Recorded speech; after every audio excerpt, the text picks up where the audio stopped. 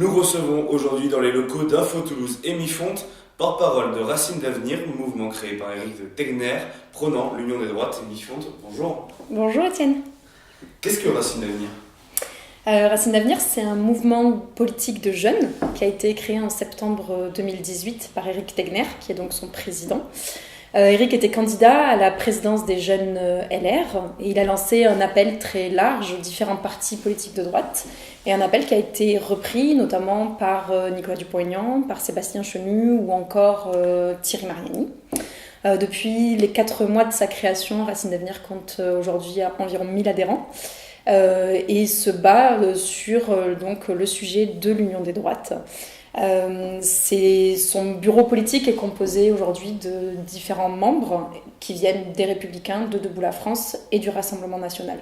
On est vraiment une génération de jeunes enracinés qui veulent combattre pour l'union des droites et préparer le terreau de demain pour une grande alliance des grands partis et essayer de casser les digues aujourd'hui présentes entre ces partis-là.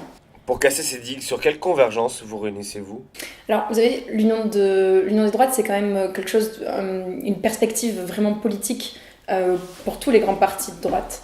Après, vous avez certaines convergences, notamment en termes de valeurs. On a un socle de valeurs très commun entre tous ces partis-là. Vous avez la sécurité, l'immigration, le patrimoine, la culture. Tous ces sujets-là, on peut avoir des vraies convictions communes dessus. Et je parle d'une propre expérience. Les jeunes aujourd'hui, les jeunes de droite, se connaissent et s'entendent très bien. On a des valeurs communes et notamment une réflexion commune. On lit les mêmes livres, on a les mêmes références intellectuelles, on se retrouve dans les mêmes soirées. Aujourd'hui, cette jeunesse-là de droite, elle est quand même déjà unie. Mais que faites-vous des divergences ? Alors, je parlerai peut-être pas vraiment de divergence, mais plutôt de différence.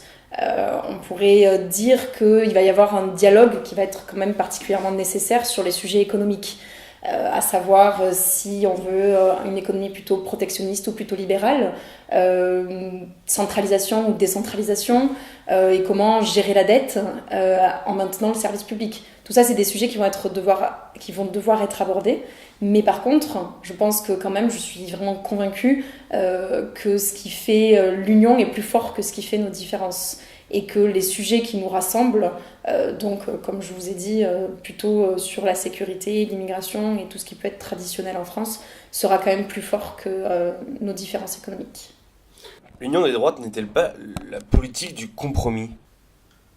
Vous savez, je pense que le compromis, ça ne veut pas dire qu'on remet pour autant en cause son intégrité. Henri IV disait bien « Paris vaut bien une messe ». Je pense qu'aujourd'hui, c'est quand même plus important d'arriver à gouverner avec quelques compromis plutôt que de rester en permanence dans l'opposition et en spectateur de ce que les autres sont en train de faire. Donc on a besoin aujourd'hui effectivement de quelques compromis, mais on est tout à fait capable de les faire. Pour vous, quelle est la droite ? Est-ce que c'est une droite sociale ? Est-ce que c'est une droite libérale ? Quelle ligne doit l'emporter sur l'autre ?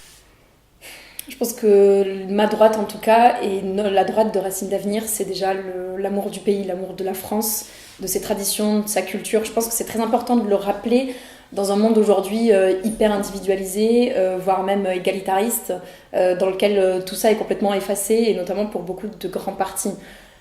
Après, droite sociale, droite libérale, je vous répondrai de droite pragmatique au final. Le but, c'est d'avoir une droite qui permette de libérer l'économie tout en conservant des valeurs sociétales qui soient humaines et qui nous permettent de garder un sens, un ancrage politique dans une société qui soit vraie. Récemment en Europe, il y a plusieurs exemples, en Andalousie, en Autriche. Est-ce que ces pays-là sont l'illustration, l'exemple que c'est possible ? En Andalousie ou encore en Autriche, c'est très bien, et c'est l'illustration même de ce dont on parlait tout à l'heure sur la politique du compromis. Ils sont l'illustration même que ça peut fonctionner. Que répondez-vous à ceux qui taxent de populistes les partisans de l'union des droites ? Je crois qu'aujourd'hui, de Laurent Wauquiez à Marine Le Pen, en passant par Nicolas Dupont-Aignan, tout le monde est taxé de populiste. Il s'agit qu'aujourd'hui, vous ayez un discours un peu contre l'immigration massive, pour la sécurité dans les banlieues, que vous ayez un discours critique sur l'Union européenne. tous ces domaines-là font de vous un populiste. Aujourd'hui, nous sommes tous des populistes et je pense que justement le socle de nos idées est quand même pas bien éloigné. L'union des droites ne serait qu'une étape ? Quoi qu'il en soit, l'objectif final, ce sera d'arriver à gouverner. Donc que ça passe, appelez-le comme vous voulez, prenez-le à bâbord, à tribord, c'est la même chose. Au final, l'objectif est le même. L'objectif est aujourd'hui d'arriver à prendre le pouvoir et d'arriver à diriger en alliant les idées conservatrices et en tombant d'accord sur un principe économique. Dans ces crises des Gilets jaunes, l'union des droites est-elle encore audible ? Les Gilets jaunes, d'où ça vient ? C'est une France profonde, une France périphérique. C'est une France qui aujourd'hui justement vient exprimer un malaise social contre une élite mondialisée. C'est exactement ce que représente Racines d'Avenir. C'est cette France enracinée, c'est ce que nous sommes. Donc aujourd'hui, je pense que clairement, les Gilets jaunes peuvent trouver leur réponse dans l'union des droites.